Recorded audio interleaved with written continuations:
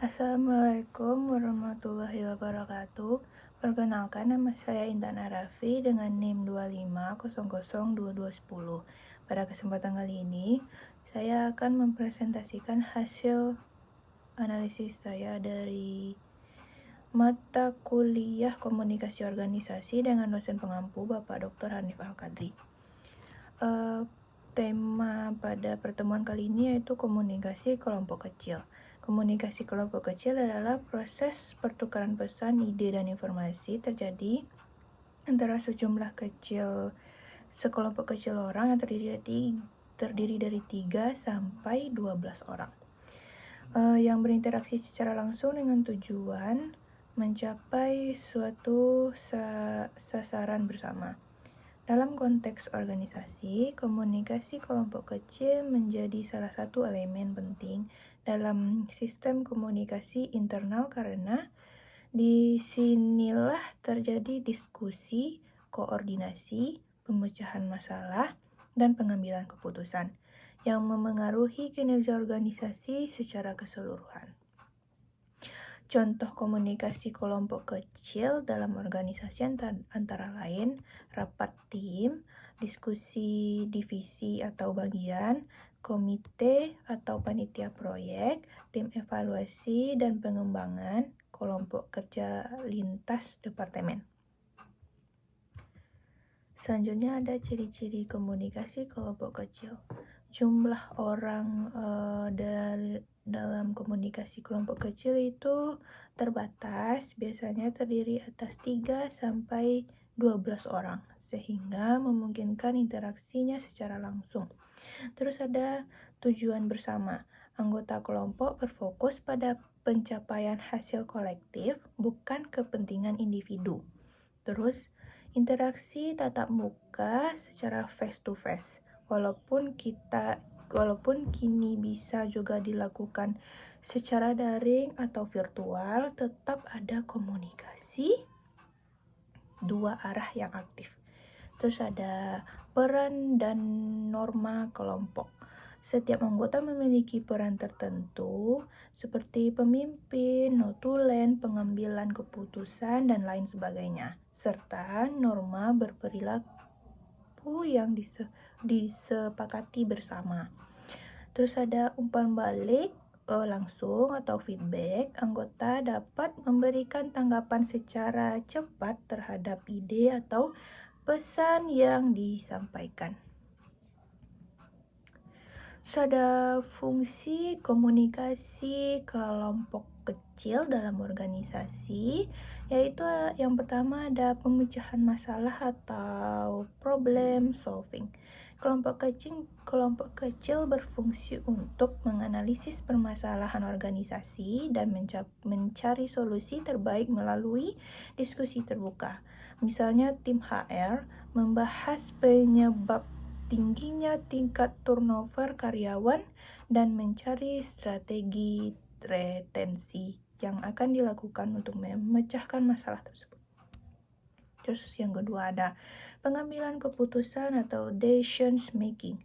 Seringkali keputusan organisasi tidak diambil secara individu tetapi melalui musyawarah dalam kelompok kecil untuk mempertimbangkan berbagai sudut pandang. Yang ketiga ada koordinasi dan sinkronisasi kerja. Komunikasi kelompok kecil membantu menyelaraskan tindakan antar bagian atau antar individu agar kegiatan organisasi berjalan efisien. Yang keempat itu ada meningkatkan kohesi dan solidaritas. Melalui komunikasi intens, anggota kelompok merasa menjadi bagian penting dari organisasi, meningkatkan rasa kebersamaan dan loyalitas. Yang kelima ada sarana inovasi dan kreativitas. Diskusi kelompok kecil sering menjadi wadah munculnya ide-ide baru dan inovatif karena melibatkan berbagai pikiran dan pengalaman. Selanjutnya ada bentuk-bentuk komunikasi kelompok kecil dalam organisasi. Yang pertama itu ada rapat formal atau meeting, dilakukan secara terstruktur dengan agenda yang jelas biasanya dihadiri oleh pimpinan dan staf terkait. Itu tujuannya untuk evaluasi, pelaporan, dan penentuan kebijakan. Yang kedua ada kelompok tugas atau task group, dibentuk untuk melaksanakan tugas tertentu dalam waktu terbatas, misalnya tim audit internal, tim proyek, atau panitia acara.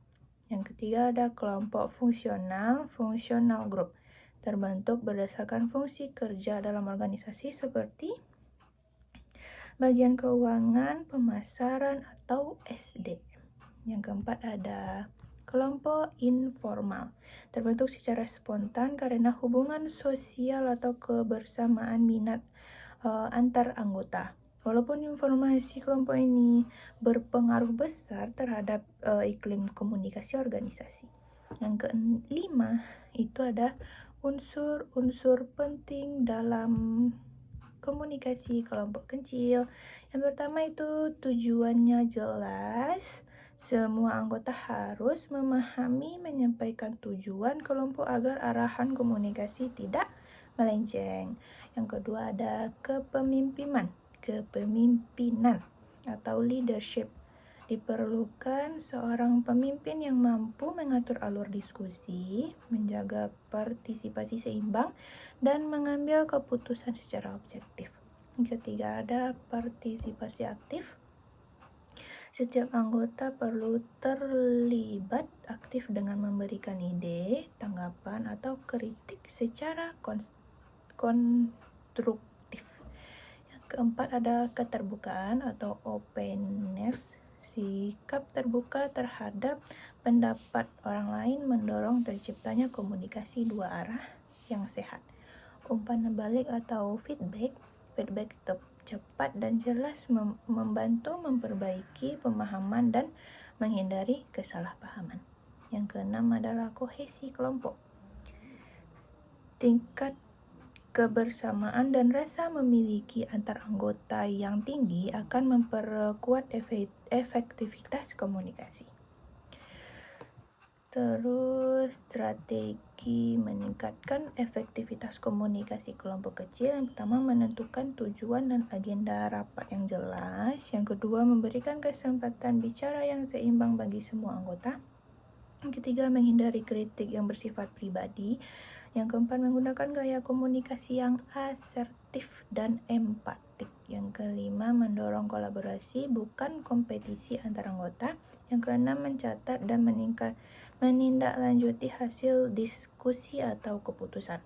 Yang ketujuh menggunakan media komunikasi pendukung seperti Google Meet, Zoom Meeting, Microsoft Teams, masih banyak lain platform yang bisa kita gunakan. Terus dampak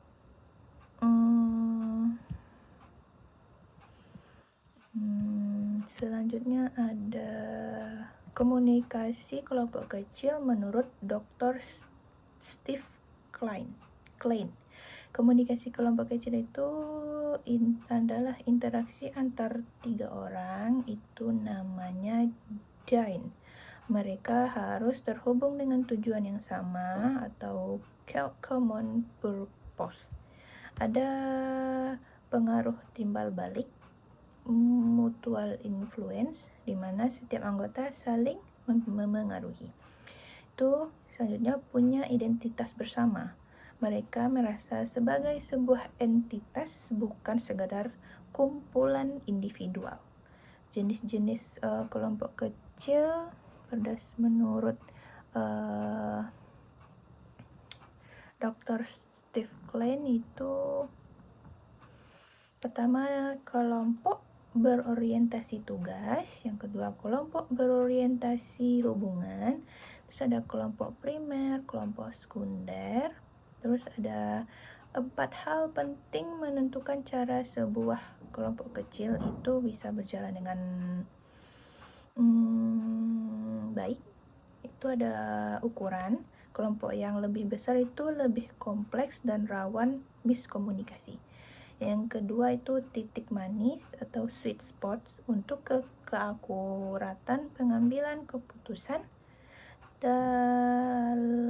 keputusan dalam 5 anggota. Terus ada umumnya disarankan punya 5 sampai 7 anggota agar mengambil keputusan terbaik dengan interaksi yang paling minim komplikasi. Terus ada saran dari CEO,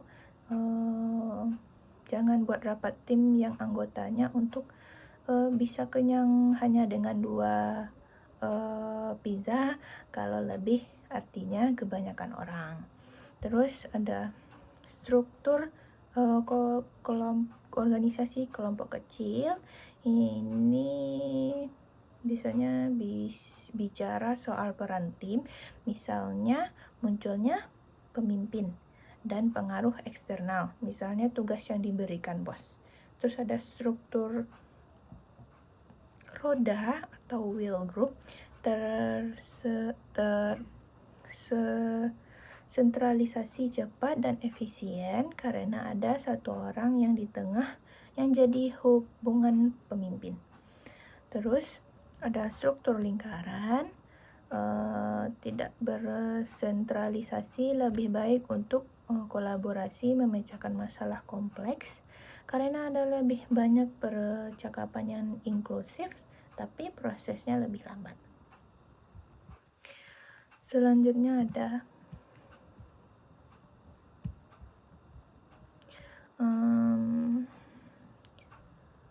dampak komunikasi kelompok kecil terhadap organisasi, yaitu pertama meningkatkan koordinasi antar bagian, mempercepat proses pengambilan keputusan, peningkatan rasa kebersamaan dan loyalitas karyawan, mendorong inovasi dan kreativitas, menciptakan budaya organisasi yang terbuka dan partisipatif. Peran pemimpin dalam komunikasi kelompok kecil itu adalah pertama fasilitator, memastikan diskusi berjalan dengan lancar dan partisipatif. Motivator, membangun semangat kerjasama dan mendorong keterlibatan anggota. Yang ketiga, mediator, menyelesaikan konflik yang muncul dalam kelompok. Yang keempat, pengarah, menjaga agar pembahasan tetap fokus pada tujuan utama. Yang kelima itu ada evaluator, menilai hasil diskusi dan menindaklanjuti keputusan yang telah dibuat.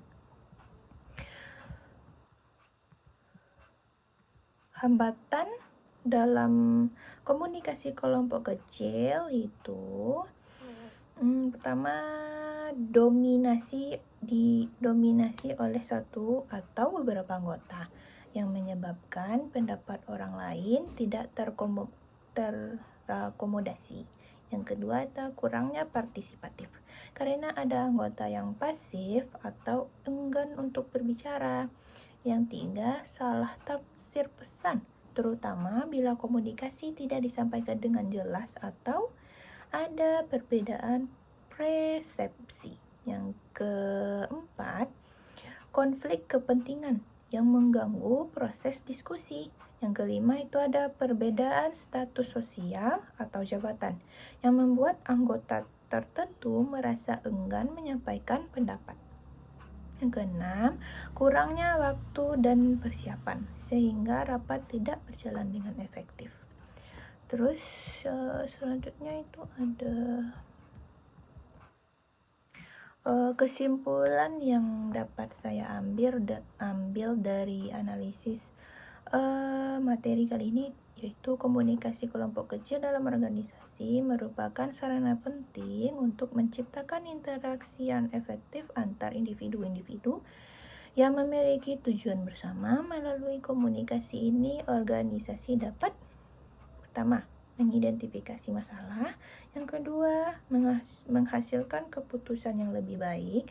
Yang ketiga, menumbuhkan rasa kebersamaan.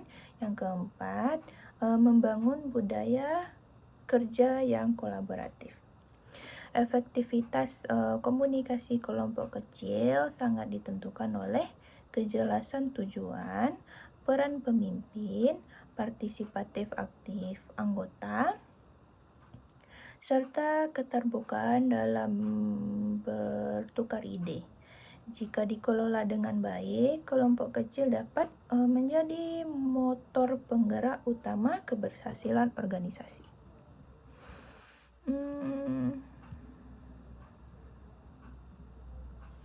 Terus mungkin hanya sekian yang dapat saya sampaikan pada presentasi kali ini. Mohon maaf jika ada salah kata dalam penyebutan nama atau penyampaian materi. Mungkin mudah-mudahan apa yang saya sampaikan dapat bermanfaat bagi kita semua. Akhir kata, Assalamualaikum warahmatullahi wabarakatuh.